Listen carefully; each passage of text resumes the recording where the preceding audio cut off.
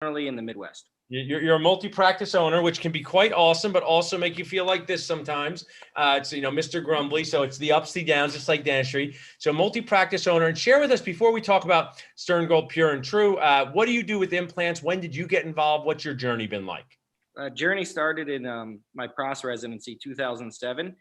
We placed implants, restored implants.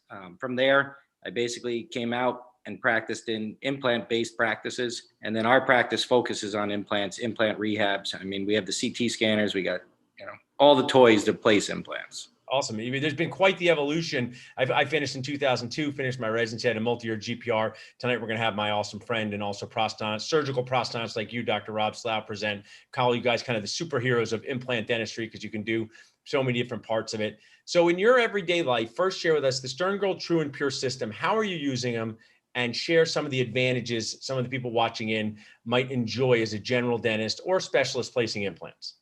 Our practice is unique because we are a fee for service. I don't participate in any insurance plans. So that's a good thing and a bad thing, right? Some of our treatment plans could approach, 6 figures when you really look at full arch, big implant reconstructions. So you can't really negate other patients. So Stern Gold is an adjunct in my practice as a value-based system. Specifically, I use it for, single posteriors, overdentures, in order to hit key areas that you might miss that are actually very doable cases, and have a lot of benefit to the patient.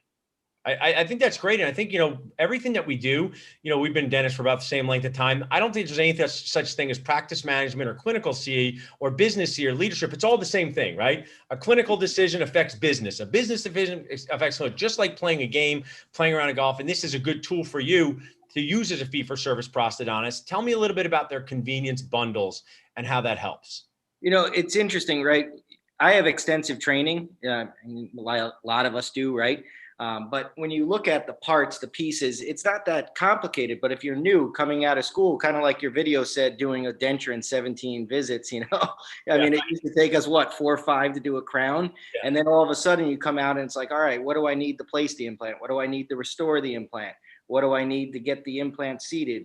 Do I need an extra prosthetic screw? What kind of impression coping do I need? So the neat thing that Stern Gold came up with, really led by Patrick, one of the key people at Stern Gold, was a all parts included package. Yes, awesome. It's basically start to finish. It has the implant, it has your impression post, it has your scan body. Actually, if you have a digital scanner, it has a tie base to do a full contour zirconia crown, all for $95. So it simplifies everything in one place. So your assistant, who probably will go nuts trying to find stuff normally in a 300-page catalog, has to just click one product. I love that. So that's really simplified.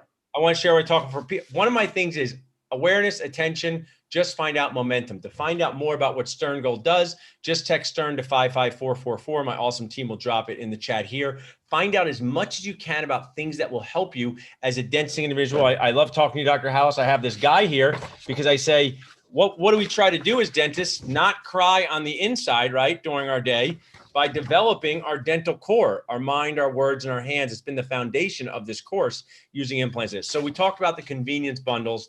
Now let's talk about, when I finished my dental school and even residency, there weren't that many implant brands on the market. There's only a handful. Now there's so many, and there's parts and there's pieces. What's some of the advantages using the True and the Pure for the equivalence to other systems, or how can you compare it to that? So what's neat about the Stern Gold is it's equivalent to another implant system. So it has in the True, it's a Nobel compatible connection. So part of the reason why I use that in my practice is I use a lot of Nobel BioCare. We use a lot of Stern Gold. So now I have one restorative component, 2 different implant systems that allow us to kind of create value where we need. And I think that's a really important point because, doing implant case, I'm going to show a case in the beginning to share with my good friend Rob of a full arch case I did years ago. Keeping track of parts and pieces and having all that can be challenging. The way to streamline it with connections that can be used in multiple ways, even just screwdrivers that can be used in multiple ways, is so advantageous. As we talk a little bit more, they're made in the USA. What's the importance of that, or how does that factor in for a dentist like you?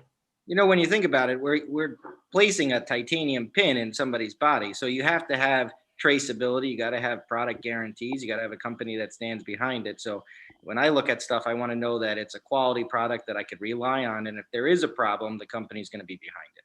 Yeah, those are awesome points. I appreciate you sharing. And as we wrap up and we to text Stern again to 55444, you've shared some great value with us, how you got into implants, where your journey's going now, business stuff. This course was designed, implant dentistry and case acceptance chips, for anyone on the journey could gain value, but really for people starting out, newish dentists who say, do I want to place implants or just restore them? Do I want to place some?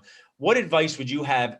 Talk to a dentist 2 years out of a GPR with the implant. What advice would you give them now? What courses would you take, or what would you focus on? To me, implants are truly standard of care and an option, right? And as general dentists, we can do anything you want, right? And then you can refer the more complicated cases to a specialist. So I feel implants are going that direction. There's no reason why a general dentist can't do a posterior single implant, an overdenture, and then work with this specialist on more complicated cases. So my goal would be to find a mentor truly that's in your area that could help develop your skill set, but also be an ally and a resource. That's great advice. And what drives me a bit Nacho nuts is with pedo, you do some, you refer some. Endo, do some, refer some. Implants, I feel, should line up with that so that specialists do more cases, general dentists do more cases. So these people win. And these are the most important people. Your patients win. When there's more awareness and you're talking about it more, you see more cases. And when you can refer some cases and do some cases, you become more implant aware. So I appreciate you sharing that with us, Dr. Hallis. Thanks for being an awesome advocate of implants, sharing with us the Stern Gold system. Text Stern to 55444. You've been on Nacho Zoom TV before. We hope to have you back again in the future. I appreciate it. And now it's time for Hot Wheels. I'll talk to you guys. Perfect. Have a good time. Thank you. Awesome. So thanks to Stern Gold for supporting us, being an awesome key resource and sponsor. We're going to shift gears here and get started with our show. I do want to share with you, this has been an amazing series. First series, we had talking about the posterior single tooth implant, which was me, how to talk about it, how to plan it, how to place it, restore it. We had an episode with our lab technician, amazing lab technician, extraction bone grafting. I'm so excited for tonight. I do want to let you know, if you're watching in for the first time, you got to pass that. You got a free watch and pass. You've been invited by somebody. You can purchase this entire series, 4 hours plus another 5 hours by texting CASO to 215-543-6454. So you can purchase all 9 hours for life to have as a resource. So I'm going to share my screen here to get us started. And great. Okay, perfect. And I'm going to play this video for us.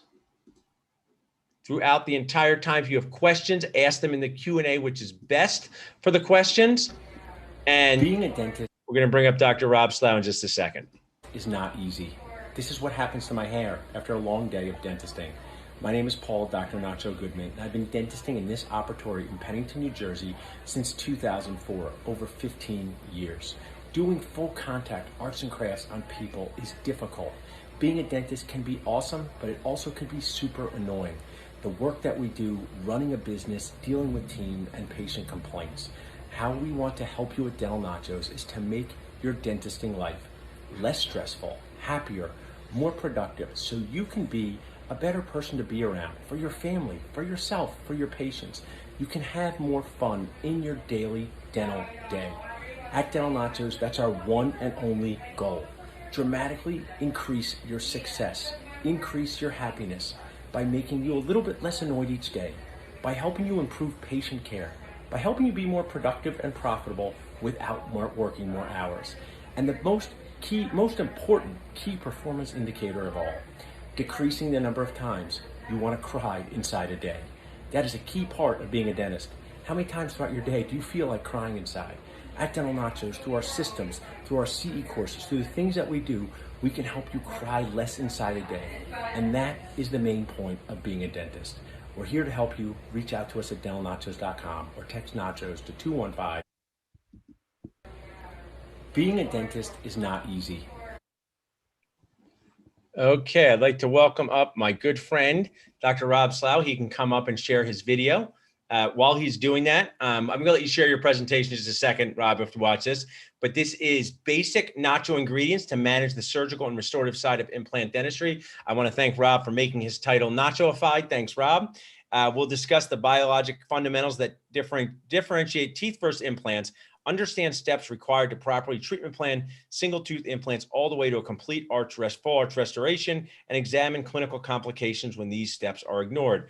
Robert Slough is a board certified surgical trained prosthodontist, diplomate of the American Board of Prosthodontics, and fellow of the American College of Prosthodontists. He's going to share more of his story and how he got to where he is, an amazing dentist. But what I want to share is this entire course has been about the story being the star, always about the impact. So this week, I saw this patient from Tuesday, and this was a patient who came to me, and we're going to hear his story. We're going to watch it together. And if I can give you one message, take more videos. Get the HIPAA consent form, share your story with your patients. If you want to be, we talked about implants helping us, help patients produce more patient-centered dentistry, increase profitability, help you, the team, and your patients. If you want to do all of those things, this one video, I know, can help me get case acceptance, sell if you want to say sell, share hundreds of implant cases.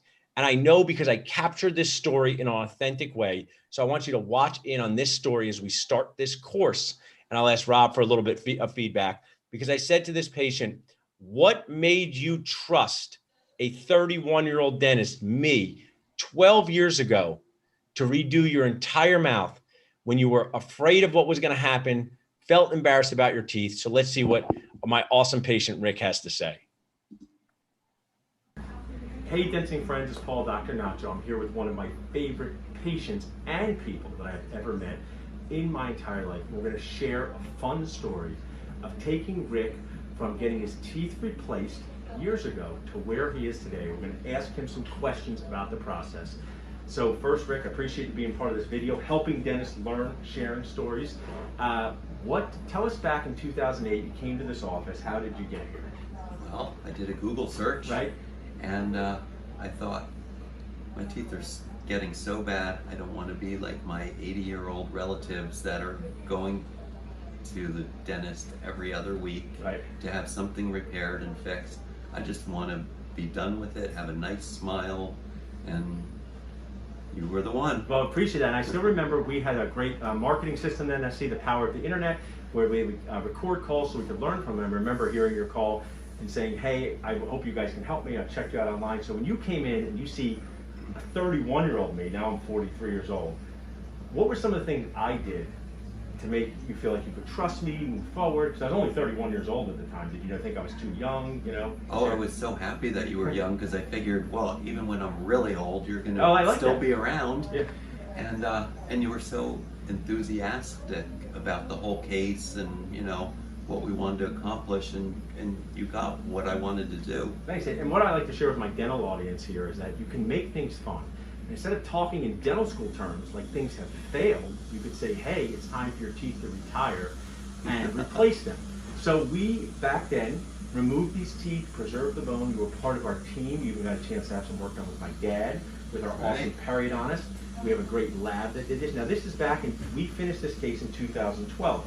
Removed your teeth, put in screw in all the time. Screw in, stay in all the time teeth.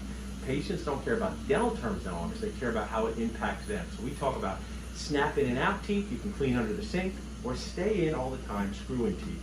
How's been your experience with having these screw in teeth? I forget that they're not the ones I was born with, except they feel better and they look way better. That's awesome, right? And I would imagine, because you're just such a awesome person and you're outgoing, do people think these are just your regular teeth? I don't think anybody thinks anything different You get unless I compliments tell on them. these teeth, right? I do. Now, a couple things. So I know my dental people. We're an interesting people. Dental school teaches us to be an interesting way. So we've replaced regular teeth, natural teeth, with implant-supported teeth, traditionally called fixed hybrids. We did this in 2012. So we use different materials now, but we have acrylic over a bar, which has been great. But one of the cool things about you that I don't have, and this awesome person taking the video have, you get what, Rick? What do you have at home? An extra set. Oh yeah, an extra set. So we made Rick an extra set of teeth. I don't have an extra set of teeth. Yeah. So if anything ever happens, always be planning ahead, dentist. If a tooth needs to be repaired, if acrylic fractures off, if there's a challenge, you have a whole extra set, which you made at that time. Does that make you feel more confident and secure? Oh, without a doubt, except I forget that they're not mine, so Yeah. I don't even think, oh yeah, there's an extra Yeah, set. so that's but it is good when you point out that I do have one. It goes. Now, some of my dental people, I've done cases like this for years. We're going to do fixed implants, removable implants, staying all the time. One of the things I want to give Rick so much credit for is he has a super nice car, which he takes care of, and you take care of these two. So now talk to the patients for a minute. If someone was thinking, I'm not sure if I want to do a case like this, or is it worth the time and money, tell us, is it worth the time and money, and also, how do you take care of it after? Oh, it's definitely worth the time and money. It's the best thing I ever did. Awesome. And really, I just brush them with an electric toothbrush, and then use a water pick. Perfect. And floss under them every day. You know when there's something under it. You can kind of feel it under there, and it just doesn't feel so clean. So you get that water pick out, and it's gone. And that's such a great way to put it. So you power wash it. You come in here and have our hygienist take care of it. I'm going to have my awesome video version show your X-ray. If you just show this X-ray for the video Those here. are crazy X-rays. Yeah. So we have multiple implants. We have an extra bone-saving implant. I know what you're thinking, Dennis. Why is there an extra implant? You're also saying, why is this tooth up here? Because I know you're Dennis. That tooth is just sleeping. Maybe one day we'll need to remove it. Right now it's sleeping. It's not bothering anyone, but this is an example of implants that were placed over 10 years ago, restored with a fixed hybrid acrylic titanium bar from one of our awesome lab resources. If you want to meet our lab resource, you can. So you can come back to us for the end of this video. Thanks to my awesome videographer. So before we wrap up, Rick, tell me, when you walked in this room, you said you spent a lot of time in this room back in the day. I did. But now you just come like twice a year, 3 times a year. Yeah. So and it's easy. Right, you set yourself up for success. You just represent everything that's good about dentistry, everything that's good about people. I don't know if you know this about our job. Sometimes it can be fairly frustrating, and I know people don't want to be here. We're doing full contact arts and crafts. So my message to you is take videos just like this. Get your HIPAA consent form. Get the patient to share their story, because you can share patient stories to do 3 things. 1, help other patients who are in analysis paralysis stage to move forward.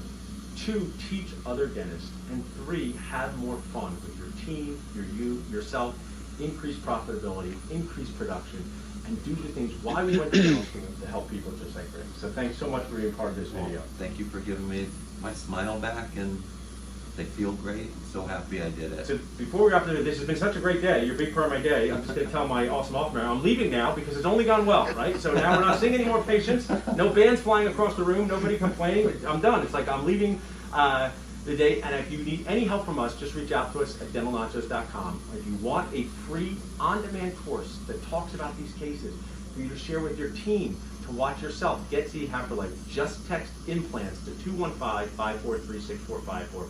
We will send you one of our signature courses, The Life-Changing Impact of Dental Implants, which also goes over how you talk to the patient about the financial part. The person taking this video from me does that for us at the office. It's a team approach, patients, team, and you, so you can make the story the star in your life. Thanks, guys. Okay, so as we bring Rob up, Rob, you can start a presentation. I want to ask a couple questions. But if you're watching this, share in the chat, what's one thing that stood out to you about this video? What's something you said, oh man, that's pretty cool, or I didn't think of it that way, or that made me feel good? Because there's a lot of parts of our job that are annoying and are frustrating. So focus on your wins. Rob, before you get started, what stood out to you about that experience? You do these cases a lot. Anything you noticed, anything that sounds like your patients? You were only in college when that was being done. So, what stood out to you?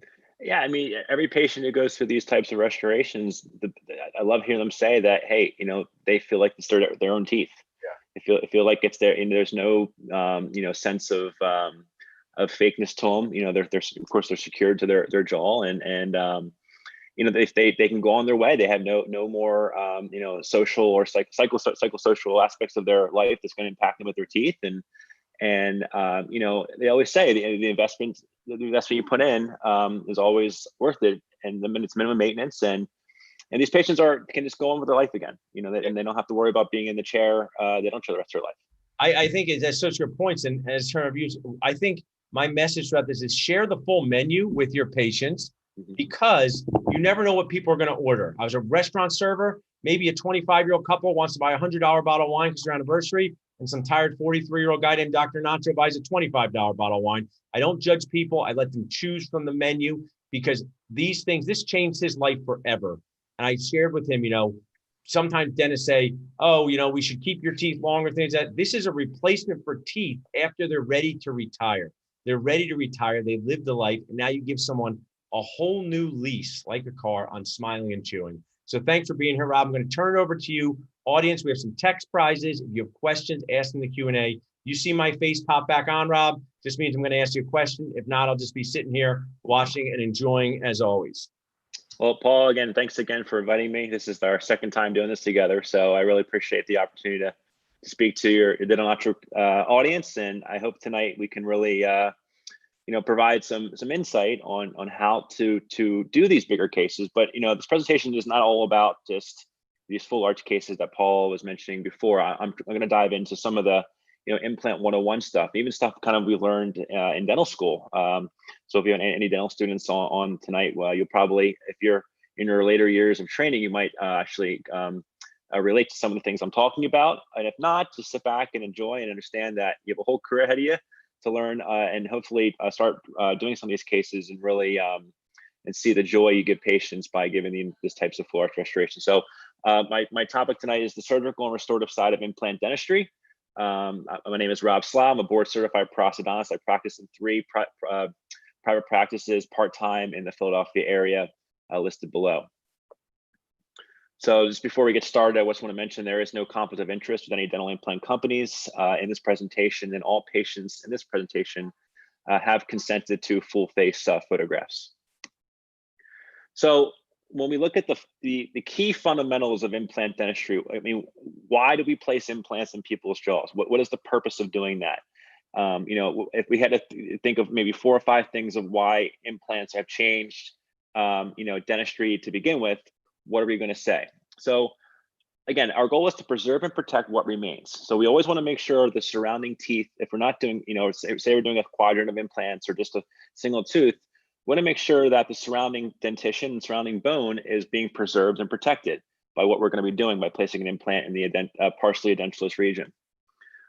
Provide comfortable, efficient mastication. People want dental implants because they want to have something fixed, right? These patients desire a fixed restoration that they can efficiently chew with, but also be comfortable when chewing. I think this is the biggest point: is make them look and feel like teeth. Like I said, nothing will ever replace the teeth you were born with, but it's our job as dentists to try to make them and look and feel like teeth, okay? And make them last with minimal maintenance. Now, I'm not saying that implants don't have maintenance in the long term, but typically, it's all about patient education and making sure they understand that, maintenance is still required, but usually implants require minimal maintenance compared to other modalities, especially removable options to restore teeth. But understanding that there is maintenance in an implant as time goes on is a very critical factor. So I think if you guys are to get one thing out of this lecture tonight, I just want to make sure you guys understand that implants are not teeth. You should never tell your patients they are teeth. They are a replacement modality to give patients a prosthesis that acts similar to teeth, okay? You should never tell them it's teeth. And the reason I say that is because let's go back to the biology of what a natural tooth and implant look similar, okay? So yes, on the outside, when a patient smiles, an implant's gonna look just like a tooth. But we have to, even before you place your first implant, you have to understand the biology and the biomechanics behind that differentiates a natural tooth and a dental implant. So the biggest thing, in terms of the schematic on the left here, you can see, a dental implant, when it's placed in the jaw, it is fused to the bone. That's what the term osseointegration or osseoconnection comes from. It is ankylosed to the bone. There's no periodontal ligament, okay? And as you can see here, that the PDL fibers are also in a different direction as on a tooth. So in a implant, the periodontal ligament fibers are never connecting, they're always parallel to the implant. They're never connecting to the cementum, as you can see on the left with the natural tooth. So having said that, that's kind of the 2 biggest things I want to touch base with here is that you have to realize that an implant is going to act differently like a tooth, okay? You cannot expect them to be the same. In terms of occlusion, they're going to be different. The biomechanics are different, okay? So when you see a case like this is overkill, a dental implant does not have to replace every single tooth in the mouth. So, you have to understand the reasoning that, especially here, you can see whoever decided to do this surgery placed 2 implants to give a patient a single molar to replace each root in the mouth. So implants are not teeth. They act differently than teeth, and we should respect that philosophy as we go on, move forward with care. So here's a perfect example here. And this is probably one of my biggest annoyances in implant dentistry is when I find cases where a natural tooth is splinted to an implant. So this is a case that I was fortunate enough to be given to me by a colleague who a patient came in for a follow-up visit, and it was decided by the practitioner at the time to splint these 2 teeth together. And over a period, and this follow-up is only 1 year later, you can see the destruction that happened. The natural tooth broke down, the massive bone loss around both teeth. So why do you think this happened? Because a natural tooth has a periodontal ligament and the implant does not. So where do you think all the forces are going in this splinter restoration? It's going to go on the natural tooth, right? Because that is the weak point. That is the stress breaker in the restoration, is that periodontal ligament. And it's going to cause unwanted stress on the tooth. Stresses that a tooth was not designed for, a natural tooth, to have. And so putting all that pressure, especially in the posterior region where we have more increased forces, you're going to expect to see terrible long-term follow-ups for these types of cases. So before you even look in the mouth, as we start treatment planning for implant dentistry, what are some things you need to understand before you even consider telling your patient, hey, you are a candidate for implants or not? So of course, this is kind of the 101s of dental school and everything, medical history, understanding the relative and absolute contraindications to treatment. For example, is the patient have a history of mouth radiation from cancer, or what is the patient on sort of medications for osteoporosis? They on an IV bisphosphonate, oral bisphosphonate. Things that you really have to look at in their medical history before you can even begin the conversation of dental implants with your patient. Dental history, is there a history of implant failures? What is the reason why this patient is coming to you for a dental implant? Why did they lose the implant? Was it from caries, or was it from periodontal disease? Was it from trauma, or did the patient not even have a tooth to begin with?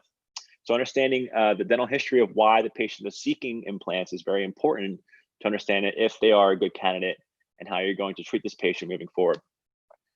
Currently, and also as well as smoking history, what is their current smoking status, how many pack years, and what type of smoking. And you got to understand the relative risks of smoking, and educate your patient. Hey, if you're not going to quit, these are the risks involved if you elect to get a dental implants.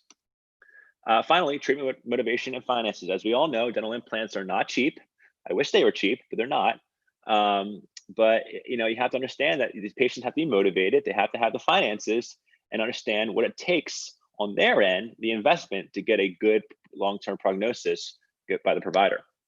And overall, the patient's overall personality. And what I mean by that is if you have a patient come in who's wanted denture for 20 years and they're very happy with their denture, and you want to propose dental implants to them and they say no, there's a reason for that, because they've worn a denture for 20 years and they're very happy with what they have.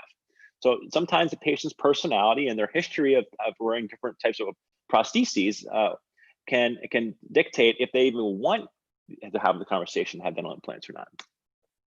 So since it is the Dental Nacho group, I have of course a Nacho plate here, and just want to go through some of the variables involved, what we're looking at when we're planning either a single tooth dental implant or all the way up to a full arch type scenario. So what are some of the things we're looking at here? I call these our Nacho ingredients here. So we're looking at the amount of bone volume the patient has.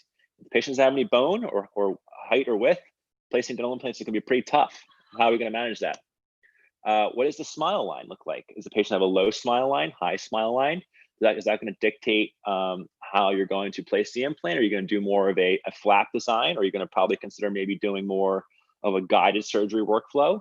Also, in full arch cases, that's going to dictate a lot in terms of how we design our prosthesis and making sure that a lot of the factors involved with making it are hidden above the smile line.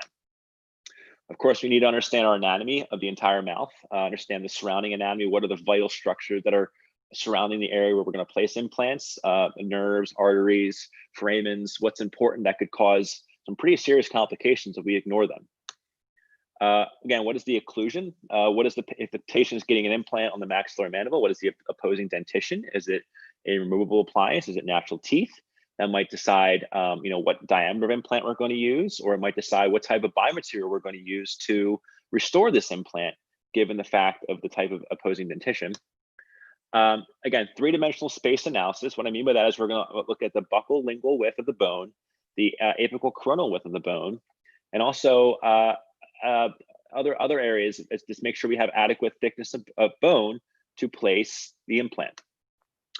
Status of the adjacent teeth. For instance, if you have a partially edentulous site in tooth 8, but 9 and 7 have grade 3 mobility, are you going to place an implant in that site, or would you consider maybe talking to the patient about a more comprehensive plan to restore that area instead of just shotgunning implants where patients are missing teeth?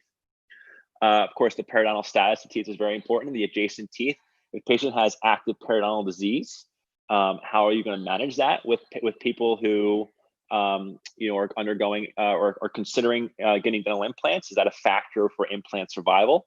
And the answer is yes. If a patient has active periodontitis that is not treated or not maintained, it can definitely affect the survival rate of your implants. Systemic health of the patient, like I mentioned. What is the patient diabetic? Is the patient on a sort of medications for bisphosphonates? High blood pressure? What are some issues of the patient that you need to understand before you go into a surgery, especially bigger surgeries when it's a very invasive procedure, to make sure that they're going to do well during the procedure and actually heal well afterwards. Tissue phenotype is another big thing too. Thin versus thick tissue phenotype can be a huge game changer when it comes to the aesthetics of single tooth implants or multiple implants in the aesthetic zone. Thin tissue phenotype, if ignored and not taken care of, can cause a lot of recession, which could definitely damage the overall aesthetic outcome of the case. And finally, like I said, to opposing dentition before, making sure you understand how the opposing dentition can affect the biomechanics of your implant and planning the proper biomaterial to use moving forward. Okay, so all these Nacho ingredients together is going to help us determine the overall design of our implant, what type of implant we're going to choose, and the surgical approach. How are we going to place the implant?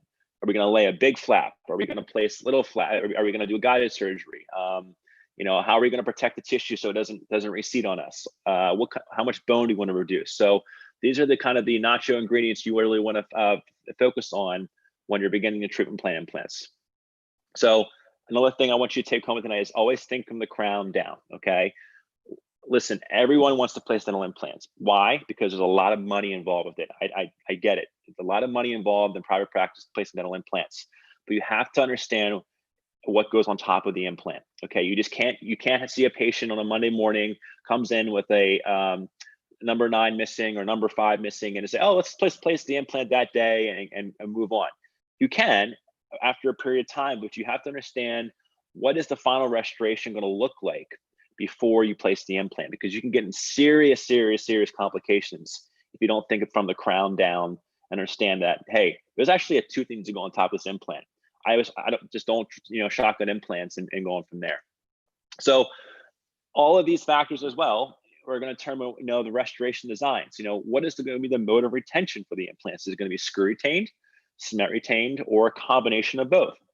What type of biomaterials we're going to use? Is it going to be a noble or base metal with porcelain? Is it going to be titanium, acrylic, zirconia, or even composite resin? And also too, when you get towards the full arch scenarios, are you going to have a one-piece roundhouse bridge or more of a segmented type restoration? All factors you need to consider, and it's all patient specific and all about talking to the patient, communicating, hey, this is what needs to be done to get you from plan A, from point A to point B. So the clinical exam, what are some things when you first see a patient you're going to look for when you're looking inside the mouth to make sure, hey, this patient is actually a good candidate for implants and we can actually proceed forward. So I typically like to use 2-finger palpation on the crest of the apex to palpate for any bony width, and you want to make sure that you feel that it's expanding at the base, because as we know, The maxillomandible expands as we go apically. Palpate for any bony undercuts in the buccolingual regions. This is a huge deal. You want to make sure that if there's any undercuts, that we're going to understand that these might come into play when we want to place the implant in the most ideal position, and we might have to kind of modify our plan based upon these undercuts or do some bone grafting if needed. Palpate for mobility of adjacent teeth, like I mentioned. If the adjacent teeth are mobile or they're not in good status or have a poor long-term prognosis, maybe you consider talking to the patient about a more comprehensive plan to involve those teeth as well in your overall implant treatment plan you give the patient. You want to palpate for any hypertrophic soft tissue over the ridge. This can come into play. Again, dental implants, implant dentistry, implant surgery is not just placing an implant in bone. It's also dealing with the soft tissue management of that implant, okay? You cannot ignore it. And if you have hypertrophic tissue, if you have inadequate tissue, thin tissue, can all be serious complications with that if not taken into consideration. And then also palpating for any exostoses or tori over the ridge, which you can impede a proper implant placement, or it could get in the way, or make sure you don't place an implant in the tori as well. So then there comes our radiographic evaluation. So nowadays, a cone beam CBCT acquisition and analysis is typically considered the standard of care. No matter what position, you might have a slam dunk number 30 wide ridge. You could place 4 implants buccolingually on this ridge. It's a slam dunk. Anyone can do it. But honestly, these days, God forbid something happens, the first thing in a legal case is they're going to say, "Did you take a CBCT?" And if for some reason you did not take a CBCT, you're going to be SOL that day. And also, too, all the CBCTs that are taken either in office or at an office that you refer to should be read by an oral radiologist, because if you don't get this done, if you have a CBCT machine in your office and you don't get them read, then you, the dentist, are responsible for any sort of pathology in that scan. And if uncaught and it's caught later, that is a big deal. It's a big, big deal. So having it read by an oral radiologist is a wise decision to get a detailed report of any sort of pathology that might be found. And the sinuses, you might find, sometimes you can actually see calcified carotid arteries in the scan, things that can be caught by having an oral radiologist read this and then relaying that data to the patient. So what I mean by that here is, if I would have just taken a pan on this patient, on this edentulous patient on the left, and said, "Oh my God, look how much bone this patient has, so much height of bone. You are a perfect candidate for implants," okay? Get the patient all excited. "Yeah, let's do it. Let's do it. It's gonna be great. I can't wait. I'm ready to go." And then you take a CBCT and you look at the slice on the right. There's your mandible from a buccolingual direction. Where are you placing implants there? That is what we call a knife-edged ridge. The maxillomandible have different shapes to them, but sometimes you might find that, which you wouldn't catch unless the CBCT is taken. And this patient here, placing implants with this patient can be very difficult. It's a very challenging case to do because you can see the width of the bone is very limited. So, like I said, we've already talked about, the radiographic treatment plan, the clinical exam. What are the anatomic considerations we need to focus on? These are the main ones in both the maxillomandible with implant dentistry. So, of course, our maxilla, we'll make sure we catch a buccal wall undercut, the incisive canal in the anterior. The maxillary sinus can come into play when we're trying to place implants in the posterior. The greater palatine artery in the posterior can come into play if we are trying to reflect on the palatal and we don't have, we go too deep. And the posterior superior alveolar artery can also come into play. On the mandible, we have the lingual and buccal wall undercut, the incisive nerve, the sublingual artery, which you can see on this figure on the right here. So this comes into play more when we're doing full arch cases or we're doing bone reduction, but a lot of people don't understand this is a big, big artery on the lingual here. And if you get too apical with your bone reduction or you reflect the lingual flap too deep and you sever that artery, it's going to be a very, very bloody situation. And actually it could be actually an emergency at this point because it's a major artery that flows into the mandible. The mental foramen, of course, and then of course the inferior alveolar nerve can come into play as well when we're placing implants in the posterior region. And the lingual artery and nerve as well can come into play. So again, another factor we talked about was smile lines. So let's look at these different types of smile lines and see how are they going to come into play. So it's everyone's dream patient to have a patient with a low smile line. Soft tissue management isn't as of utmost concern because aesthetically, patients are not showing much gingiva when they smile. But as we progress into a moderate, high, and a gummy smile, this is really going to change the way we think about aesthetic dentistry with implants. Okay, and you have to really be conservative, especially with the patient on the lower right, of how thin you can see it. The gums look very thin there. So, if we were to do a single tooth number 9 on this patient, how are you going to manage the gingiva if for some reason you have recession? Because even when they smile a little bit, they're showing everything. So these are conversations you need to have with the patient. These cases sometimes will be charged more in private practice because it's a lot more work on your end to make sure that you are nailing the soft tissue management of this case. These cases take longer too. The patient might be in an implant temporary for as much as 6 to 8 months to make sure that tissue fully matures before you decide to go to the final restoration. So these are all conversations you need to have your patient to say, hey, listen, Mother Nature gave you a gummy smile and we have to manage this carefully. It's going to take much longer than an average dental implant case. Okay, so what I meant by 3D space requirements, the actual proper implant position in the bony housing is also very important. So these are all, didactic textbook numbers, what is the slam dunk case to have. But typically from a superior inferior view, you're going to want to have from your planned CEJ of the tooth you're restoring or tooth you're replacing, you want the implant to be about 3 to 4 millimeters below that. So typically that's around the crest of the ridge, because think about it, what does a natural tooth have, but also implants have? They have biologic width, right? Biologic width is going to form around that implant, around that crown, no matter if it's a natural tooth or an implant supported restoration. That's just the way your body responds to at the crest of the ridge. So typically you want to make sure you have 3 to 4 millimeters of space so your body, so the body can form a natural biologic width to and not have any recession. And then the buccolingual, studies have shown to have a minimum of 2 millimeters thickness buccolingually. Sometimes this cannot be achieved. A lot of times it's not achieved, and that's when you have to understand that, okay, maybe this case requires some guided bone regeneration or bone grafting to really make sure the contours of the buccal is really adequate to support a good implant supported restoration. So like I said, the concept of biologic width is very important, not just in natural teeth, but also in implants. So for the sake of this slide, I'm using the Nobel Active implant family from Nobel Biocare.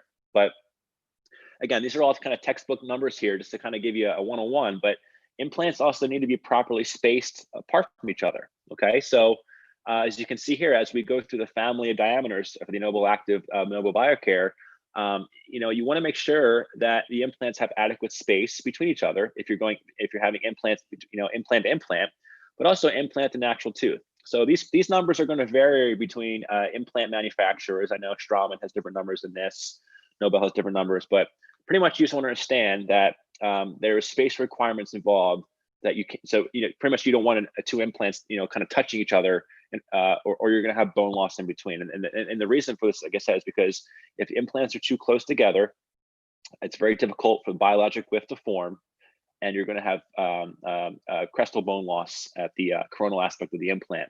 So properly understanding implant spacing is very important, especially when you're doing multiple implants next to each other. So here's, kind of like my rule and the rule I was kind of taught in residency. So again, I'm using the diameters in the Nobel family. So for the distance, so for instance, like a 3.5 millimeter implant, that's their narrow platform. The distance between the adjacent teeth and the contact level is about 5.5 for the RP, 4.3 excuse me, millimeter implant, and then the 5.0 and 5.5. You can see that these spaces can increase because the implant diameter increases. So overall, what my overall philosophy is, and the way to kind of remember this is the D+2 and D+3 rule. So if your implant diameter is 5 millimeters, the distance between the adjacent teeth and the contact level should be 7, and at the bone level should be 8. Okay, so that's kind of the way D+2, D+3 is the way I was taught to really kind of remember that. That will help you with all implant diameters, implant families, to understand how much space is needed between those areas. So again, I can't stress the importance of choosing the correct implant diameter. And this is where a lot of people get in a lot of trouble, because they're trying to take the easy way out and place a narrow diameter implant because the bone's too thin. Okay, and that's okay to do that in the anterior, but think about it, a narrow diameter implant is narrow and it's going to be weaker than a wider diameter implant. Okay, and the reason why clinicians tend to do this because they want to avoid bone grafting. They're afraid to bone graft. They're afraid to lay that flap in and place bone because they choose a narrow implant, especially in the posterior region, just to make the surgery go quicker and get that implant in. All right, that is the worst mistake you can make because those implants are not designed to take the load in the posterior region. Okay, you should never be placing a narrow diameter implant in the posterior region ever. That's like one of the biggest mistakes you can make in that area because they're not met. Again, especially if you have an internal connection implant, the coronal aspect of the implant it's hollow, right? There's an internal connection to it. So if you have forces in the posterior, they're going to have increased force to it. It's going to make that implant kind of flower out, and it's going to weaken and fatigue quicker through time. So narrow diameter implants are only well validated in the literature for incisor teeth, maxillary and mandibular, when the occlusal forces are much weaker. Okay, all other uses of off-label use. So other uses are used on a case-by-case basis, but you have to proceed with caution. My philosophy is I don't place a narrow diameter implant anywhere distal to the lateral incisor, okay? Unless, again, there's limited bone. If say you have very, very limited bone in a canine region or premolar region, maybe I will from time to time, but it's very uncommon because like I said, as you go posterior, the more forces are getting greater. So like I said, when there's insufficient width, it's better to perform bone grafting or guided bone regeneration before or during implantation to place the appropriate diameter implant because it's not just a biologic thing, it's also biomechanical. Okay, what is going on top of the implant? What type of tooth is going on? If you're going to put a molar on it, you should not be placing a 3.3 millimeter diameter implant in number 30. Okay, it's not going to work. All right, here's perfect examples of what I'm talking about. Okay, these cases where you're replacing premolars or molars with narrow diameter implants, and look what happened to the implant heads. They're snapping because these implants are not designed to take the load that was proposed to have in these regions. So please be careful with that. Do not take shortcuts. Learn how to bone graft. Learn how to socket graft. Be conservative, but do not place implants and choose the right diameter that suits that area moving forward.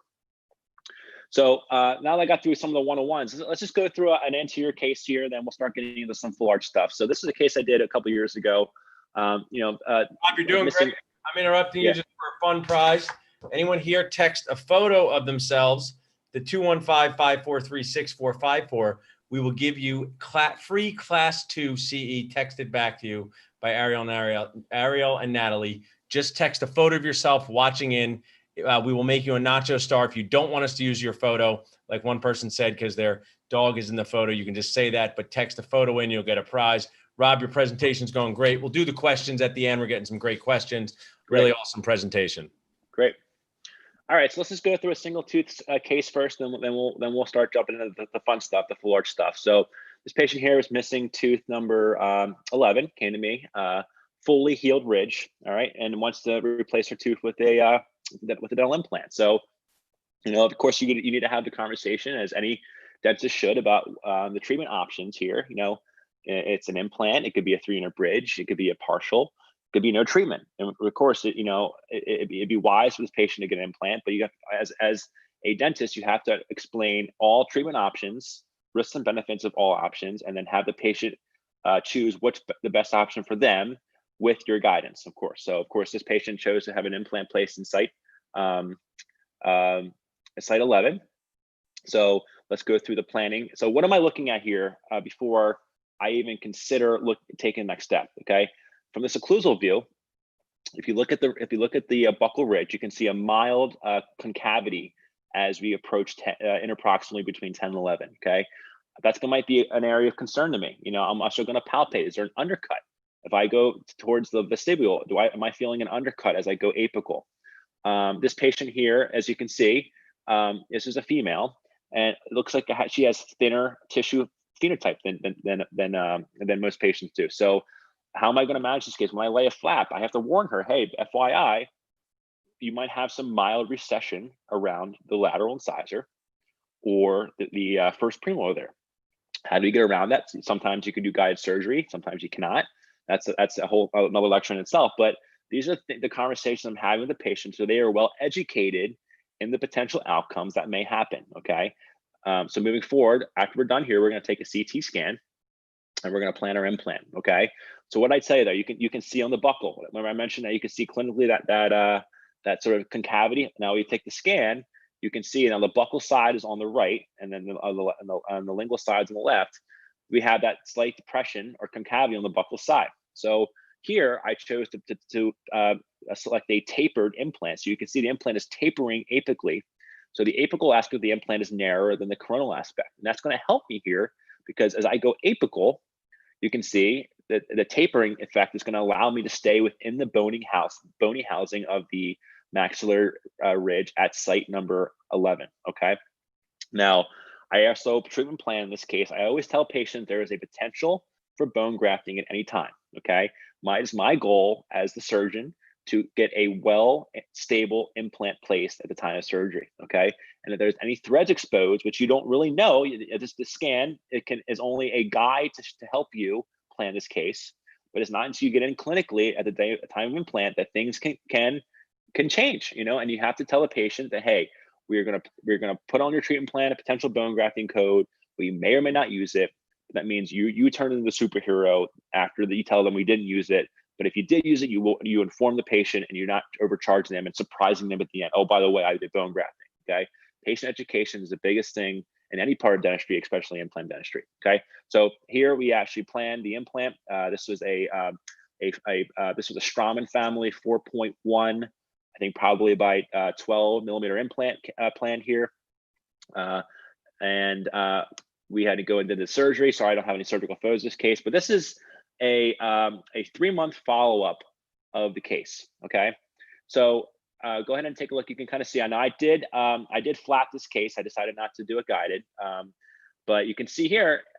If you look at the right side, you can see where my scarring is from where I laid my flap. I did a trapezoidal flap with releasing incisions mesial to 12 and kind of another release here on the mesial lining of 10. But you can see here in the distal area of 10, I did get a little recession, and patient was not upset about it because I warned her about it before the surgery happened. Okay, here's a PA of the case. Now it looks like don't worry, the implant's not placed in the premolar. It's just the way that the arch turns, and there was some overlap of the premolar there. So look what I said here. This is pre-op in 3 months. What do you see? It's a minor recession around tooth number 10. Okay, so how do we get that back? It will come back. That's very good questions. Patients who have thicker tissue phenotype, that will come back automatically. Patients who have thinner gums, thinner tissue phenotypes, and the way you do that is by bone sounding. You got to explain to them it's going to take a long time for that gingiva to come back down. Okay, and I'll make sure. And the reason, and you have to design your prosthesis, probably have your contact point a little bit more coronal to allow the tissue to kind of creep down as time goes on. So how do we kind of combat this? So my goal now is to put a temporary on this tooth, right? So before we get into that though, I want you guys to understand the importance of emergence profile. Okay, emergence profile is what allows us to do tissue conditioning to build out and sculpt the surrounding tissue around the implant to have that natural emergence and have that papilla come back that we actually desire. So this is a study done by Marius Steinman years ago that explained how if an implant is placed more labial or more palatal or actually dead on to where it needs to be, how it's going to change the actual design of your temporary. Okay, so as you can see here, there's what we call a subcritical contour and critical contour. So if you look at the subcritical contour, this is what's going to be below the actual margin of the implant crown. So at the subcritical contour, your emergence profile, say for instance the implant was placed too palatal, right?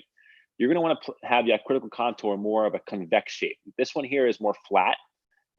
In A2, this is more convex, and this is more kind of flat and concave. So A1 is going to be for an implant that's placed more centered or more palatal. and I'm sorry, center or labial, and convexity is what you want for more palatal, because that's going to allow the tissue margin to grow to where you want it to be. And you're also going to try to match, the contralateral. So for here, I was trying to match the gingival sulcus of number 6 the best I can. So after temping, here's what my temporary looked like. My implant was placed in an ideal position. So I had a slightly convex restoration. You could argue that the mesial side of the interim was probably a little too overbulked. If I could go back today, I probably would probably leave that more, just to allow the gums to come down. But this is the goal of a temporary. We keep it in. There's tests 2 things. It tests the integration of the implant. We want to make sure the implant's well integrated under function, okay? Because the definition of osseointegration is testing the implant when it's under function, okay? Pretty much every implant is osseo-connected until you load it, okay? Once you load it, it is now considered osseo-integrated, because that's what the definition says. So that was my interim. I had the patient wear it for about 8 weeks to allow the tissues to kind of start sculpting. And this was an 8-week follow-up of the restoration. So as you can see, my papilla, even though it looks a little immature, it's creeping down, okay? Our recession is kind of getting cured from where it used to be, okay? So, and the more time you give this, the more time it's going to mature and go forward. But at 8 weeks, we decided, you know what, we got enough progress. Let's proceed to the final restoration. So when I took off this restoration, this is what it looked like. So in 8 weeks, I was able to build a nice emergence profile that mimics the contours of a canine. Now, how do I capture that beautiful emergence that I created over the past week? How am I going to capture that? So I actually make something called a custom impression coping. Okay, what I did was I actually inserted a analog impression coping. I flowed that's Duralay or GC resin around to capture the anatomy of that soft tissue emergence, and then from there we go and take the impression with that in, and that's actually going to get caught in the impressions of the lab, can pour an accurate model moving forward. Okay. What are the types of restorations we can use? We have different materials. We have titanium, we have zirconia. Is it going to be a 1-piece screw retained, 2-piece screw retained? What type of gold are we going to use? Silver. A lot of ways to restore this case. So pretty much, again, what abutment am I going to choose here? So many different types of abutments here to choose from. Are we going to use a tie base, zirconia, preppable? I don't have enough time to go through all this, but you have many options to restore this case. So you need to understand the complications involved to and the indications and contraindications to each type of abutment. Okay, so for this case, I decided to use a tie base. But for the sake of conversation, we want to talk about screw retain versus cement retain. What are the pros and cons? Screw retain can be used in areas when you have limited occlusal distance. There's no risk of cement under gingival tissues. It's always retrievable, which is my reason why I like doing screw retain. You can always take it in and out of the mouth. God forbid something were to happen, or you need to check the implant or check the abutment. Forces the clinician to place the implant palatal, allowing better thickness of buccal bone and favorable soft tissue profile. What are some cons of it? It requires adequate width of bone and can result in thicker crowns. And then for cement retain, you want to make sure it allows you to have passage through the implant crown, allows you to have an ideal occlusal form since you don't have a screw access hole. It gives you more flexibility in implant placement. You're not really worried about the angulation or orientation of the implant as much, because you can make custom abutment and cement the crown on. But the biggest con is definitely a subgingival cement line. People just kind of squirt cement in and push that in, and that can definitely cause an inflammatory response or even infection down there if you don't clean out that excess cement. And then also too, crowns can bond and everything like that. And also it's actually more expensive to do a cement retain restoration than it is to do a screw retain. Okay, so I did a final tie base here. That's what I used for this case. And this was the final delivery. Okay, now I don't have any follow-up photographs, but I would assume, this case is probably a couple years old. If I were to go back and see this patient a couple years from now, I would expect that tissue to be much more matured and the papilla to be much more drooped than it is right now. Okay, so now let's talk about the fun stuff, the full arch treatment goals. Okay, so when we talk about full arch implant dentistry, what is our goals here? It's the reestablishment of a functional occlusion, vertical dimension, speech, patient-centered aesthetics. What I mean that is the patient is kind of driving the what they want in their aesthetics, and increase self-esteem and confidence. And we want predictable outcomes. So how am I going to get a patient like this on the right, this to this, in terms of reestablishing everything that she lost? It can be done with a full arch restoration on as little as 4 implants, which I'll show you. Okay. So how do we achieve this? And I'm going to start talking about, kind of this concept of immediate loading of these surgeries, but the concept of a conversion prosthesis. And what this is it's an interim fixed prosthesis the patient wears from the time of implant placement until the final prosthesis is completed. So when we go in and we want and place implants, we're going to start with a complete denture, whether the patient either has it or not. We either edentulate the patient or patient comes in with a denture. We're going to use that denture to drive the aesthetic train to where we're going to place the implants and what dimension and what height. And then we're actually going to use that denture and convert it the same day, sometimes, into an interim fixed complete denture on how many implants. Here is just an example of 4, but you can do it on 5, 6, 7, how many implants you need to successfully get a fixed restoration on the maxilla and mandible. Okay. So all in 4 treatment concept implant plan. What are we looking for here? We're looking for bone volume, like I said, same thing as single tooth. Looking for a prosthetic space. How much space do we need to make sure the prosthesis has enough thickness to survive under function? Looking at smile line again, okay? Looking at, and then also the number and distribution of implants, all right? How many implants do we need? And do we need more, 4, 5, 6, or 7? How much do we need to kind of get the case moving forward? So, like I said here, smile line is huge. This is the same patient before, gummy smile, okay? Smile line is going to determine how much bone we're going to reduce in these cases, because you're going to have to reduce bone here to get up there. Because if I want to do a full arch restoration, I want to get up above that lip line, so that any sort of parts and pieces, or we call it the prosthesis to tissue junction, is above that lip line when the patient is under maximum smiling. So the smile line and also the prosthetic space requirements are going to determine the amount of bone reduction we do at the time of surgery. And what I did was I made a radiographic smile guide. I had a patient take a pan with a matrix guide on the teeth, and you can see where the patient's smile line translates to where the teeth are apical coronally. Okay, we transfer that to the surgery. You can see I had the patient wear the same thing. So I'm going to reduce all the way up apically to where that smile line is. So I understand that my implant platform is now going to be apical to where the patient is smiling. So all that junction is not going to be showing. Okay. We're going to place our multi-unit abutments. These are the abutments that are going to be placed on the implants at the time of surgery. So this is a abutment level restoration. These full arch cases can be done at implant level, but it's much easier to do them at abutment level.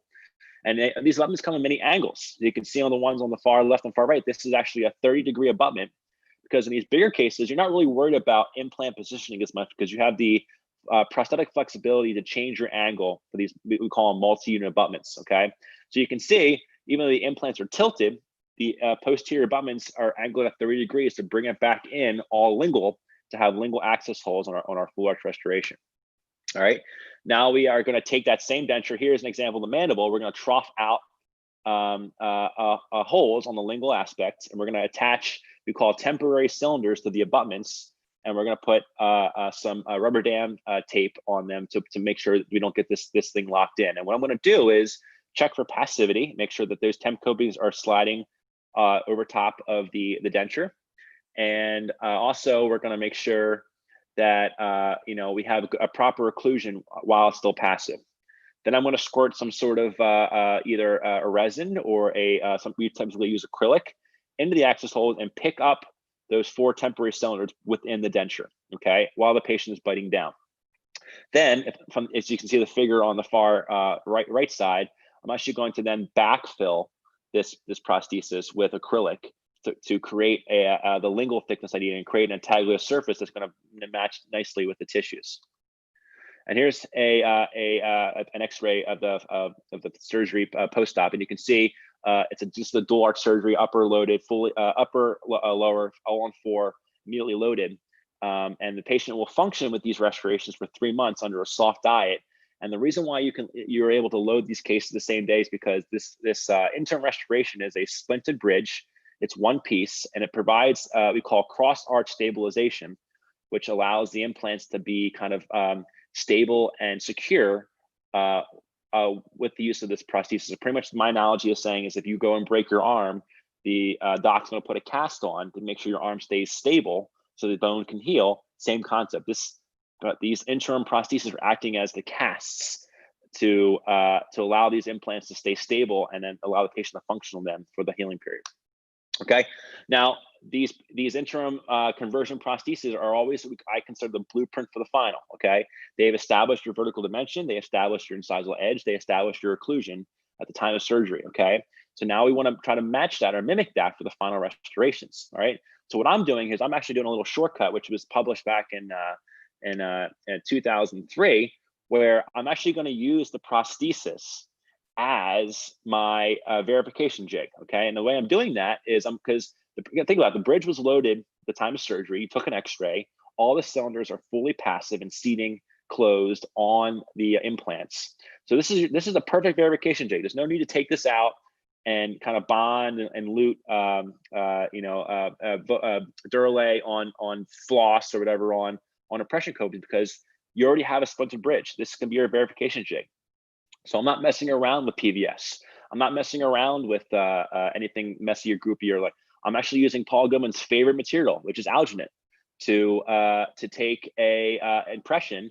We're in the lecture now. Stop. Off the screen. I didn't know that was going to be part of it. So I just joking. Give me a good opportunity for Ariel and Natalie to share my favorite material from my sponsor, Keaton Box Silgenon. Have you used Silgenon at the office since you've been there? I have, yeah. Awesome. Yeah. Well, we'll get you the alginate-free life. I'm just joking, Rob. Doing awesome. So I'm taking an alginate impression, and the reason I use alginate is because alginate, it has very good flowability. It's very flowable. So what I'm doing is I'm actually going to be flowing it underneath the prosthesis.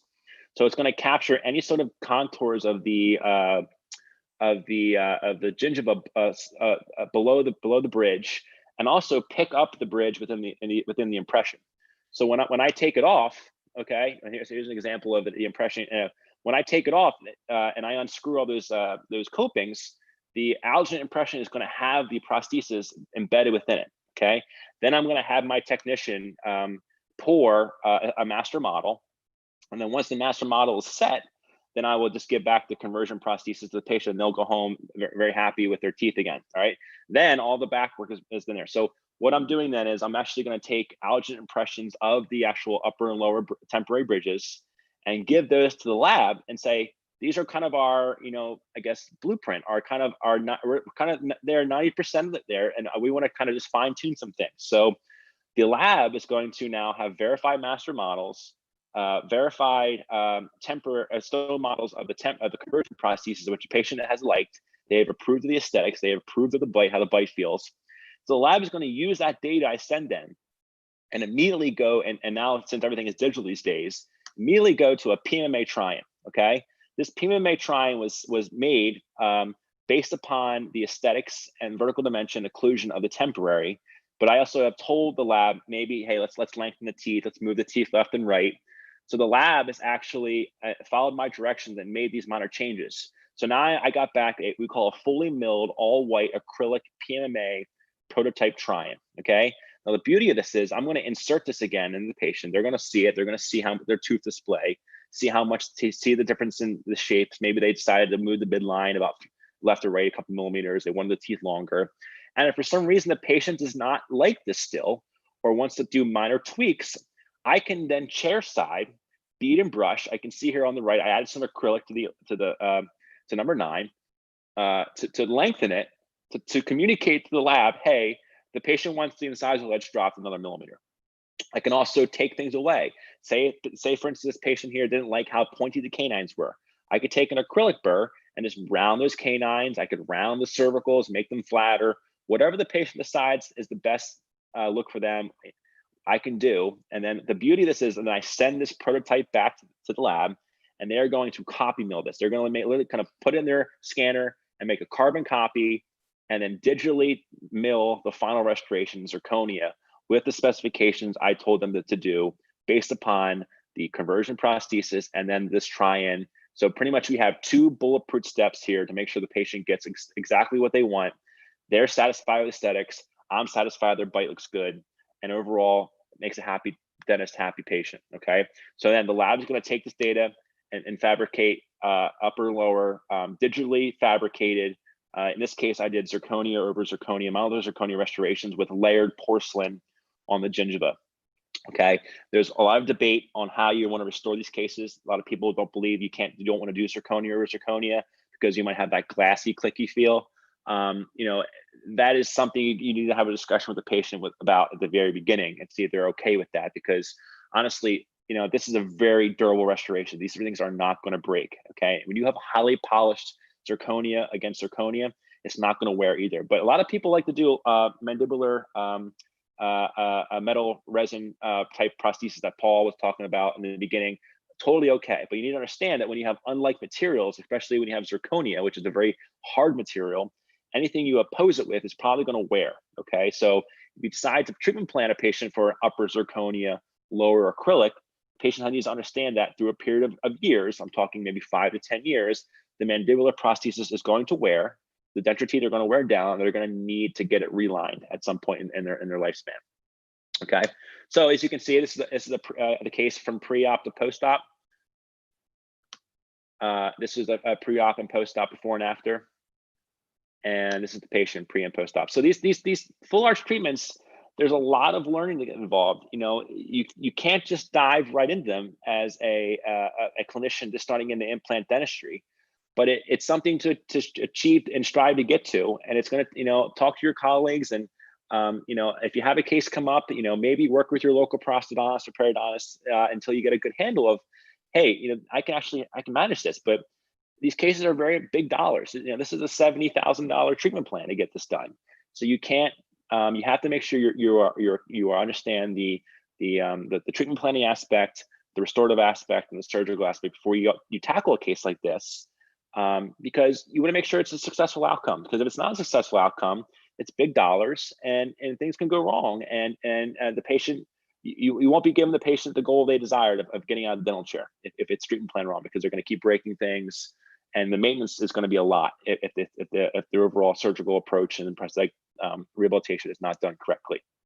So with that, I want to say thank you. I know I kind of went fast here, and I briefly touched on a lot of things. I mean, every aspect of this lecture could be its lecture itself, especially even talking about just the prototype, the PMMA prototype that gets to the final could be another hour in itself. So I appreciate your time, Paul. Thanks again for giving me the opportunity to speak. Awesome. We're gonna do a few questions. Let's show a quick video, then we'll do. Could you hang around for like 10 minutes of questions? Yeah, sure. Yeah. Cool. Perfect. I'm gonna give you a break from talking for a second.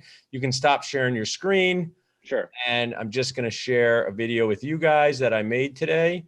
That just a little break here. It has some prizes. Then we'll come back with 10 minutes of questions. To get CE, live CE, for watching in, it's in the chat. I don't say it on the videos because I realize when I say it on the videos and then people watch it on demand, they try to use that code. When you watch something on demand, we have Nacho Flicks, over 100 hours of courses. When you watch on demand, 5-question quiz to get self-study C. What you just watched now is live C from your couch. Great advantage of watching live C on TV with Dental Nachos. So let's watch this 3-minute video, and we'll be back to answer some questions with Rob afterwards. If you have any questions about the C, put it in the chat. We'll spend 10 minutes. But here's a few prizes, and listen carefully because there's going to be a prize, because coming up, we have a CE on TV show that deals with your favorite thing, peri-implantitis.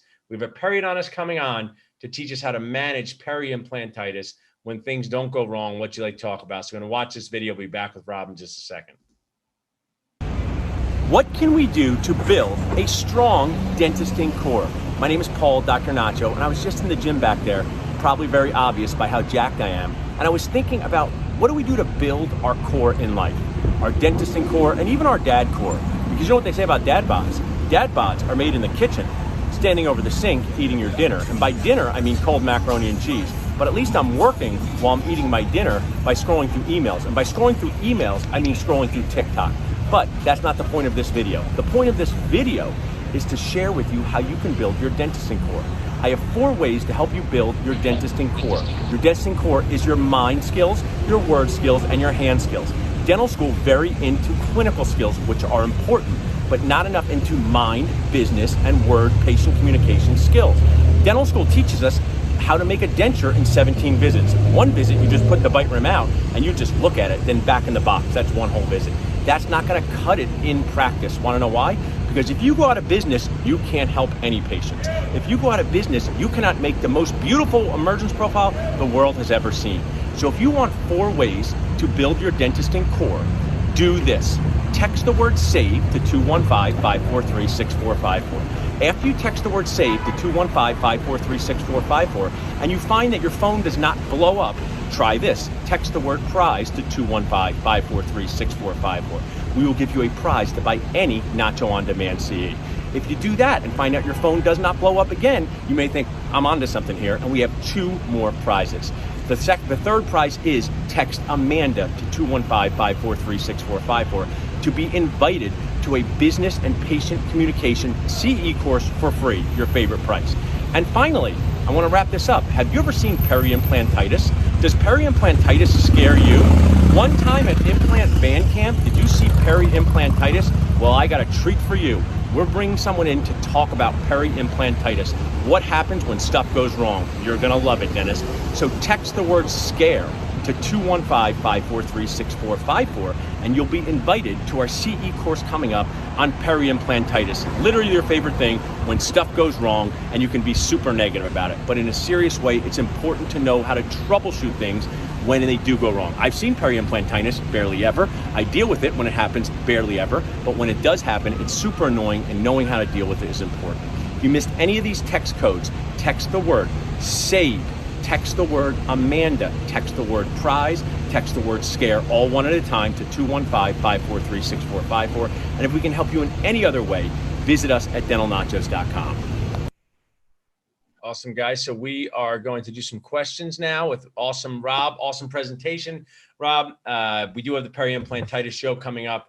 Just text SCARE and you get a free watch-in pass to that show coming up later in this month for Halloween. So Rob, some great people here. I have some friends watching in. Thanks for being here. When the patient asks how long an implant will last, what is your general range? Does it depend on the implant brand or do you have a ballpark number? I typically, I tell them, implants have last as much as 30 years. We have literature up to 30 years, but it all depends on systemic factors. If you're diabetic, you might have a low metabolic rate. So through time, you might see some bone loss, or if you just don't take care of it, you might be back in my chair in 3 years or so. So I guess the biggest misconception, a lot of people, especially patients who do the full arch stuff is, oh my God, I'm done. I don't ever got to go see a dentist again. And that's the biggest mistake they can make because implants can still get peri-implantitis or implants. I tell the patients they still get gum disease. So, educating your patient to really understand that, hey, they're not done from seeing a dentist their entire life, but hopefully the maintenance is minimal moving forward. Really good points. I automatically I get asked that question. It's a great question. A lot of people ask that. The way it works is implants are a lot like cars. Cars can last 7 years. Cars can last 15 years. Cars can last 20 plus years. Good news is studies show implants last 20 years or more. What I do want to say to you, Robin, we can share with our dental audience, because we've taught this way in dental school, managing complications, dealing with complications, so critical for us to know. But out of every 100 implants, if you told every patient that implants lasted forever, in your experience, how many would you have to apologize for out of every 100? Probably about 10. So what I share with dentists is you don't have to say they last forever, but focus on the 90. And then when there's 10, because one of the things I'll share, working with a periodontist, working with outside referrals, you really can't predict when an implant is not going to fail, needs to be replaced. And also, so when an implant needs to be replaced, it's hard to predict that. And also, you got to make sure you understand this is an elective dental procedure. Yeah, they have elected to do this themselves. So you've explained the risks and benefits, and they go through it. And God forbid something goes wrong, at least you educated them and say, hey, this could happen. So as long as they understand this is, something that may have happened, you should be fine. I'll give you guys a good tip you can use tomorrow morning when your hygienist calls you and says, there's decay under a crown of number 5, just to show how bad of people we are. First thing you think is, did I do that crown? And when they find out, you find out you did it, and you're happy. Oh, some other bad dentist did it. But say to the patient, oh, that lasted 8 years. That's 8,000 meals. We eat 1,000 meals a year. That's really good. I had a really good experience in Pennington, Rob, where a patient was actually visibly upset. Her number 5 post and cord broken off of the gum line, not at the dentist, at herself. she said, I put all this work in my mouth. And I said, how long did it last? She said, 19 years. I said, that's 19,000 meals. Imagine having a car use every day. And she, know what she said? She goes, you really made me feel better. So let's make our patients feel better about what we do. Hey, Rob, thanks for the awesome lecture. Any bone graft or membrane courses that you recommend? I mean, I was trained on using a lot of the Geislich line. You know, it's a very good line of materials. The Bio Guide and the BioOS. It's really good material. But honestly, I mean, as long as you get a good xenograft, which I typically use for bone grafting, you should be fine.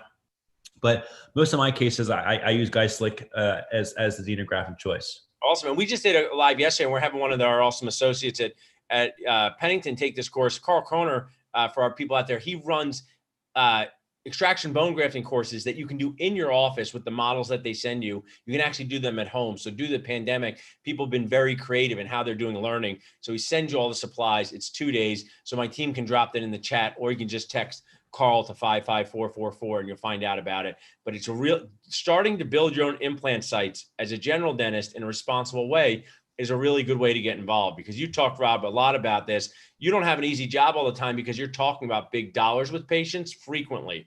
But to talk about removing a tooth, preserving it with bone in a safe area that's $600, $700, it's such a digestible, use a Nacho term, thing to Right. Let's remove this tooth, preserve the bone, and we can figure out later, right? Sometimes not everybody is committed to that, but whether it's a restorative breakdown, structural breakdown, of course, like Rob talked about tonight, you want to also easy, medium, hard extraction cases. You don't want to take out a number 9 with a problem with an endo that's not going to have no buccal plate and just say, now what do I do now?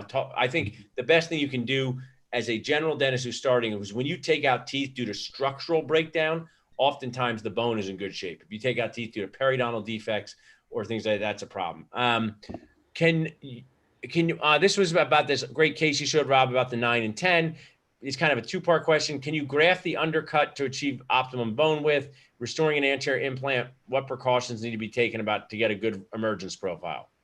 Yeah. So, you know, a lot of times when you're placing an implant, you know, you want to make sure that some of the implant's in bone, right? So you might be grafting at the time you place it, but if you do find an undercut, of course, you're going to take your scan. You're going to plan the implant. If you can't get any of that implant in bone when you plan it on your scan, maybe you consider going in for a preoperative sort of GBR type procedure before you even consider going in for placing an implant. So that's very dependent on what you take a CT scan and see how much of a defect there is in the buccal. And then if you can't get an implant in the area you want to get into, or you have a lot of the implant body kind of outside of the ridge, then yeah, you would want to consider grafting the area before you even go in with an implant. And I love that. And after the CE show on this network I created called Dental Nachos, I guess I can say whatever I want. Part of my JBR Just Be Real thing that really causes me concern is that when people are posting online or talking at courses and they say, my patient doesn't want an implant because they need a sinus lift or bone grafting, it's usually because the dentist isn't comfortable in explaining it. Making bone fatter is predictable. Doing internal sinus lift is predictable. There's no reason that should be a barrier to a patient declining it unless they got to get a good explanation. Sometimes it's up to you. I explain a sinus lift. It's like, you know, raising a tent after it fell down with a tent pole. I explain bone, making it fatter. So it's really up to you guys as general dentists to at least start to learn how to describe some of these things so that you can get your patients on board with being able to say yes or no. People decline a sinus lift because after you've explained it, but my worry is that general dentists are sometimes saying, it's a sinus lift, it's too hard. When really, I mean, how long does an internal sinus lift add to a total procedure for you, Rob? We need to do it. Another 5-10 minutes. Right. Yeah. We have 2 last questions before we wrap up, and we're going to I'll let you share your contact info with them, Rob. Is for an anterior implant, screw or cement retained crown, is one better than the other? So it all comes down to the scenario, but I personally, I think it's wise to consider screw retained crowns when you can. And the reason is because the biggest, like I said, factor I mentioned in the lecture is retrievability. You know, if you need to go in and you know, inspect the abutment, inspect the implant, you can just go access that screw access hole and get to the implant. Whereas if you have a cement retained restoration, you're probably gonna have to destroy the crown to get to the implant. So it's gonna be a cost measure for your patient, and it's gonna be a longer appointment that way too. I'll share with you, if you're in our office and the worst, so I say implant crown's loose. First question I say to awesome Kate, who's on here, or Dawn, is what year was it done? And if I hear 2011 or after, I breathe a sigh of relief because I've been doing mainly. If I hear 2007, I say, oh, geez, because I did all cement retained. And what I share is I'm just one dentist, but when you have thousands of cases out there, they're going to get loose. And it just takes a short time to manage those expectations. Great pair of pros, Rob. Now, granted, I mean, there's going to be times where cement retained is your only option. And that's okay. You got to give the patient a tooth. You want to know what I did for that, Rob? So I really am such a baby. So John Wilson, our lab technician, was on. So if I need to do a cement retained crown, I actually asked John to make an overlay jig for if I ever need to take it off. Yeah, the actual. Now we have one of the problems with digital charts is now you don't have charts to put stuff in. Right. But he would make something that would slide over an anterior tooth where I would drill right into that center, just for my own stress level, right? So you don't have to cut off the whole crown. I'm not going to save the case. It's still going to have a hole through the buckle. Right. But that's just a baby Paul technique. Ask your lab when they make it, because they know when they make it, you can make a jig over the entire case, put it on, and then you're going to know that X marks the spot. Exactly. All right, great. And one last question here, Rob. What advice would you give a patient who's considering an implant for a congenitally missing tooth and they're nervous about the change in their appearance? So, if people who have a congenitally missing teeth, whether it be one tooth or multiple teeth, if you say like, here's an example. Say you have congenitally missing lateral incisors, right? You're trying to replace 7 and 10.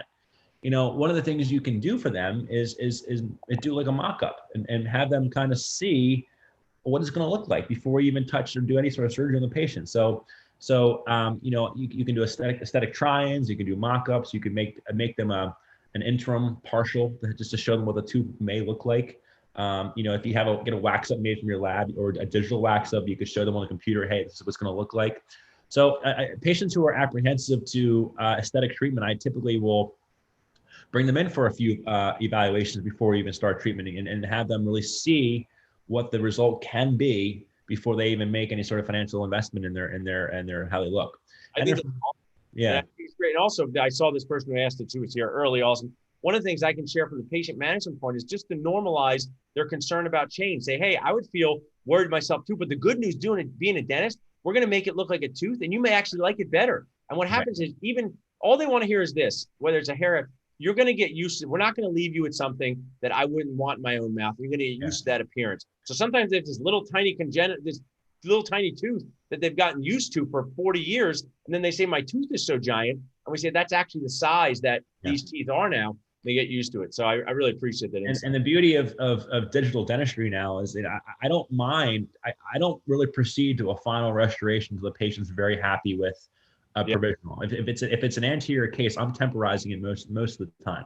Yeah. So that patient can stay in that temporary for a month, 3 months, 5 months until we really nail exactly what they want, and then we just make a carbon copy of it in the final. So there's no rush, to go to a final restoration. Sometimes we begin with the end in mind of this whole course. When I show the case of Rick, I make people now backup hybrids. I know you make them because you made them in the immediate load. So essentially, you're just giving someone a backup front tooth. Right. For later anyway. So exactly. Really awesome job, Rob. I want to share with everybody we did 4 episodes of implant dentistry and case acceptance chips. We're now going to package it, have it on our website. If you want to purchase the entire thing before it doubles in price, just text CASO to 215-543-6454. My goal is to create learning. You can use it anytime. So it's going to be 5 hours of our companion, 4 hours of this course. Have it as a lifetime learning resource. Bring up a course 4 years from now and say, I want to see what Rob said about large cases. I want to see what that John Wilson, the lab technician, said about this. I want to see what Paul said about how to talk to a patient or plan a case, bone grafting. Really, Rob is a lot younger than I am. When I was Rob's age, we didn't have stuff on our phone that we could pull up at any time to listen to or read. So take advantage of that. Right. I want to thank you, Rob. How can people get in touch with you if they want to ask about being a process? I had my contact on the last slide. Can I say that again? Bring it up again? Yeah, you can share it. You bring it up again. Ariel and Natalie, thanks for everything with this, Rob. I'll leave this up here for a second. I'm going to stop my video and I'm going to end the show in a little bit. But that's Rob's contact information. If you have any last questions in the chat, let us know. Yeah, feel free to contact. I'll DM me and I can answer anything else needed. Okay. Awesome. I tagged you in some good Instagram photos. So perfect, Rob. You can stop share and I will I'll Natalie just play one more video as we wrap up. And everybody have a great rest of the day. If you're watching on demand, join us on Nacho Flicks. Just text Flicks to 215-543-6454. Thanks so much, Rob. Yep. Thank you.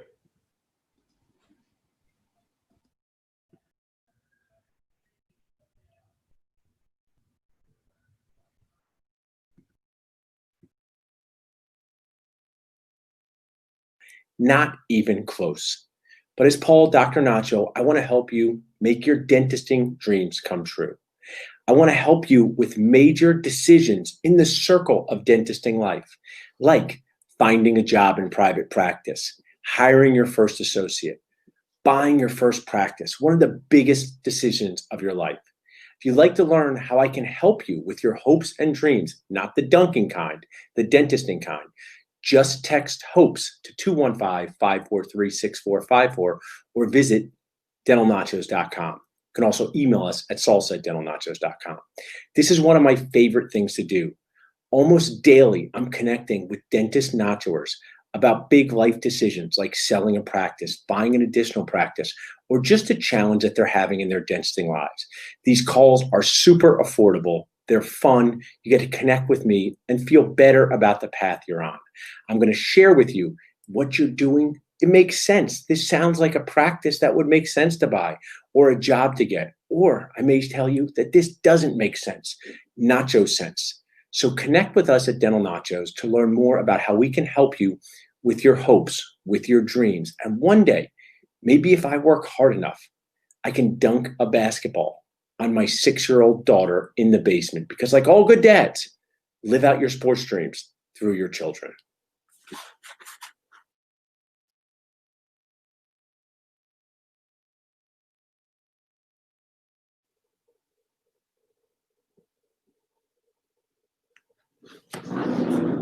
Being a dentist can be amazingly awesome, changing people's lives. Helping them chew and smile with confidence is some of the best parts of being a dentist. But being a dentist, it can also be amazingly annoying. Doing full contact arts and crafts on people who don't want to be there can drive anyone nacho nuts. I should know, my name is Paul, Dr. Nacho Goodman, and I've been dentisting for 18 years. One of the things I've noticed in dentisting over 18 years is you have days where you do awesome. Patients will look at you and say, "Thanks for changing my life." Do a whole mouth of implants, upper and lower. People look at me and say, "Paul, I should have done this sooner. I love my implants. I can chew, I can smile. They're great." But I also have this experience. I don't know if you've ever had this experience before, where you're trying to put a band on a molar, and then you put the band on, then you put the ring thing on, the ring thing flies across the room, pings on the floor, ping, ping, ping. I think we should go back to carpets, because with the hardwood floors we have now, lots of pinging. You go to put a crown in like this. You ever put a crown in, you drop it, pings on the floor. The patient's like, "Do we need that?" You're like, "Kind of." Just slowly lean down, put it in Peridex. We'll just let it sit here for a while. Those are the things that can be stressful during your dentisting day. Or do the thing that I say dentists have to do. So when that ring flies off the tooth and you say to your dental assistant, "Could I see the box of the other class 2 ring thingies?" And you're looking down and you're hoping in that box is a molar ring, and she opens it up and there's a mangled pedo one. And you have to do that thing dentists have to do. You have to say, "Perfect, just the one I wanted," while crying on the inside. You're a dentist. That's where you have to keep your crying, on the inside.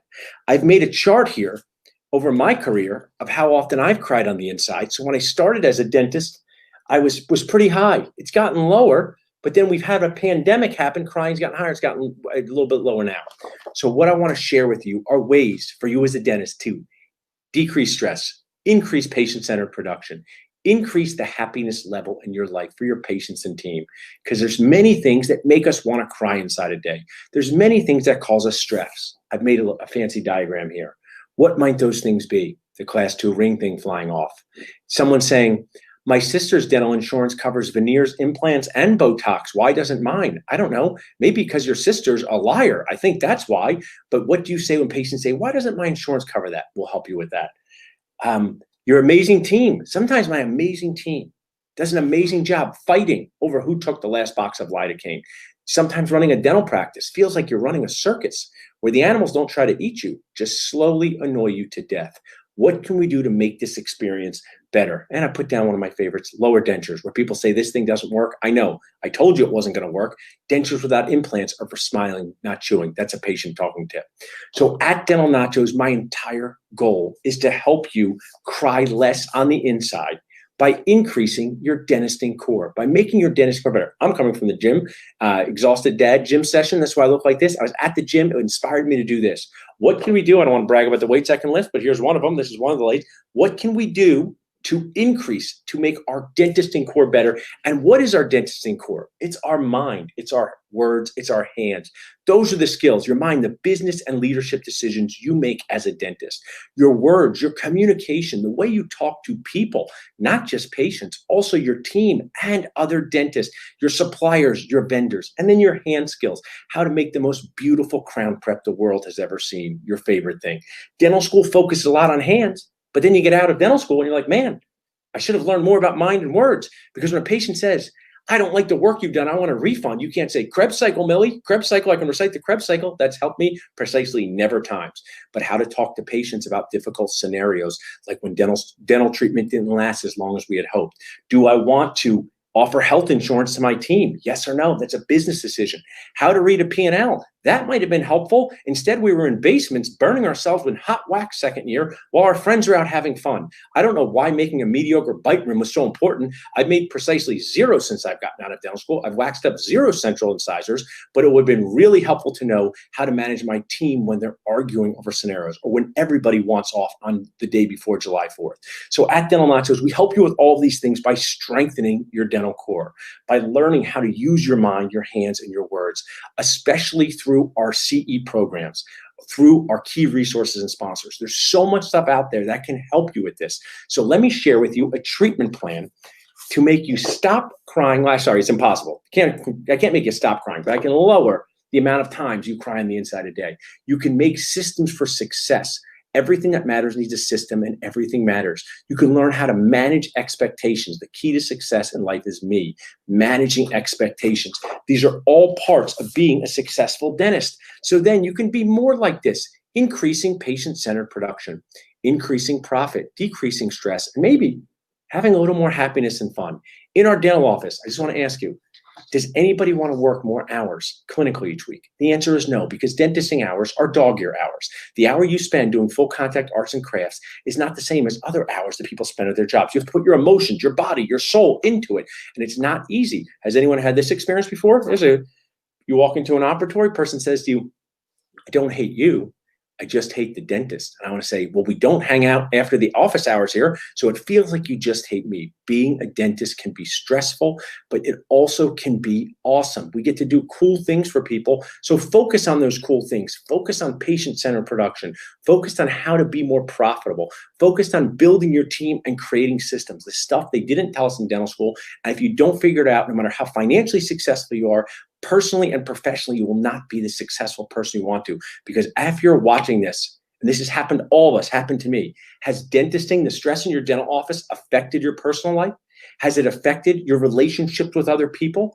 The answer to that is yes, because what we do can be nacho nuts. So I want to help you with this at Dental Nachos, decrease stress, increase success. And I'm going to share with you to get started a five-step treatment plan of good ideas from our key resources and sponsors. There's so many things out there that can help you that I didn't even know existed when I was a new dentist. Some of these I didn't know existed until recently. So what are some things you can do right now? JFO, just find out. Keep up momentum. These are key resources and sponsors of Dental Nachos that work with dentists to help them be happier, decrease stress for them and their team. Number one, here's the word written, 215-543-6454. Text HAPPY. What is that? What does the HAPPY text do? That is an amazing company, PPO Profits, that will help you negotiate higher insurance fees. Let this sink in for a minute. There is a company that will help you get paid more for the exact same work you're doing now, forever. Does it always happen? No. Can it happen? Yes. I recommend you, JFO, just find out. There's dentists in the group that have had their lives changed forever by connecting. Get a complimentary consultation by texting HAPPY to 215-543-6454. One of the biggest nacho brainers, LocalMed. LocalMed is an amazing key resource and sponsor that allows your patients to schedule their appointments at convenient times for them. So you block out times in your systems for your system for cleanings, new patients, emergencies, and let the patient schedule on their terms. This will keep your hygiene schedule full. This will bring in emergencies. It will decrease your team time. I have people making dental appointments at 2 a.m. because maybe a busy mom has to make it for the whole family then. Local Med is a true Nacho brainer. Text that there.